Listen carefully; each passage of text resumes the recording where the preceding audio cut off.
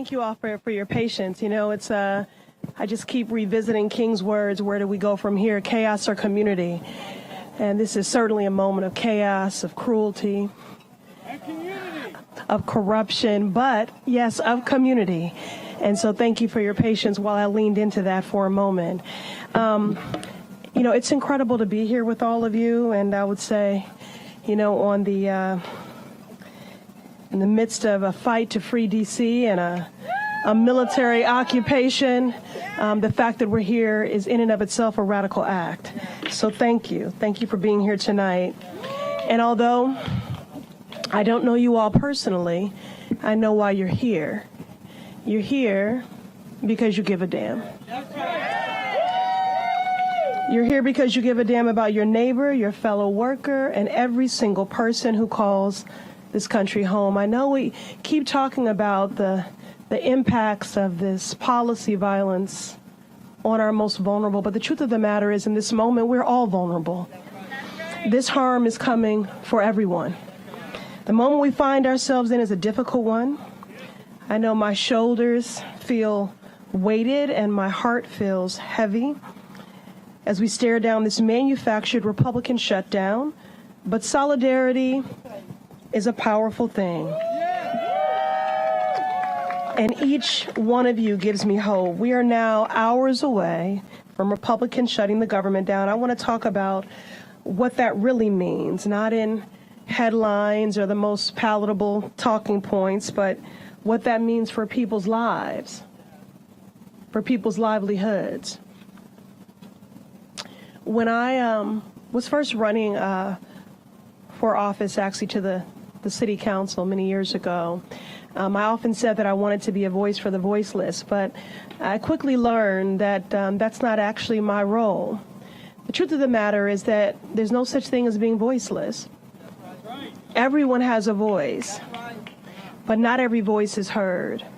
And so what I want to do in this moment is amplify the voices of our loved ones, of our neighbors, of our coworkers, the voices of the people that I was sent here to represent in the Massachusetts 7th Congressional District.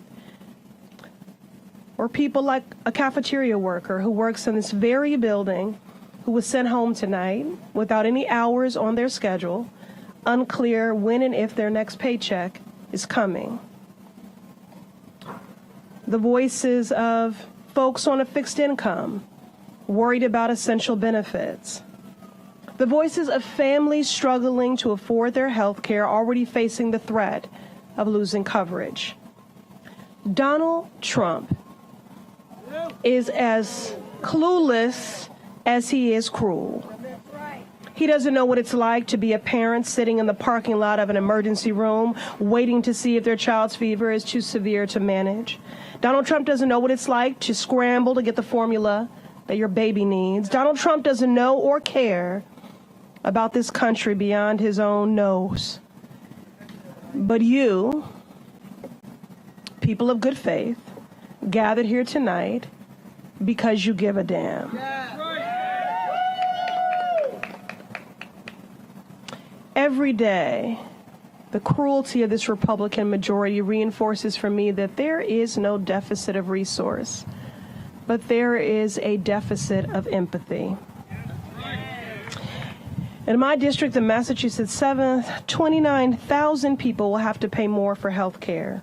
Over 35,000 people will lose their coverage entirely. These are not just abstract numbers. This is the grandmother in Dorchester who's already skipping meals to pay for her prescriptions. This is the young mom in Chelsea who told me she doesn't know how she'll afford her child's asthma inhaler if premiums go up. This is the federal contractor in Somerville who's already living paycheck to paycheck and may not see a paycheck at all. I was sworn into Congress in 2019 during the occupants' first government shutdown. I remember how harmful it was to workers, families, and businesses alike. For weeks, grant funding was withheld, families were denied paychecks, and businesses navigated uncertainty. That shutdown lasted 35 days, but the hardship it caused folks had a ripple effect for months even years. Third-party government contractors, for example, never received the back pay they deserve from that shutdown.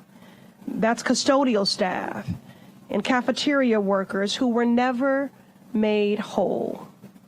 Right now, we're staring down a Republican-manufactured shutdown that would hurt our economy and my district. And instead of working with Democrats to do their job, to fund the government and address the health care crisis that they created, Republicans are cheering for a government shutdown and pushing a terrible bill that will push health care out of reach of our families. Shame. It is a shame. It is cruel, and it is avoidable. Totally preventable. This bad faith budget they put forward doubles down on the hurt and harm of the big ugly bill that they rammed through Congress.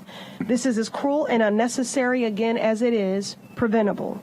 Republicans control the House, control the Senate and the White House. Y'all keep talking about this mandate you have.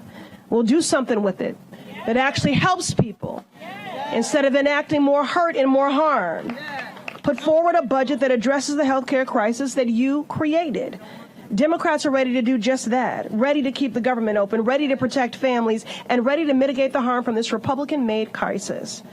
I want to be clear. I will not stand by. I'm not going quietly into the night while Republicans make our families poorer, sicker, hungrier, and more vulnerable, all in the name of so-called efficiency. That is not what we're here to do. To every family in the Massachusetts 7th and across our nation who would be impacted by a Republican shutdown, know this. I see you. I'm fighting for you, and I will not give up. Thank you, family. Appreciate you.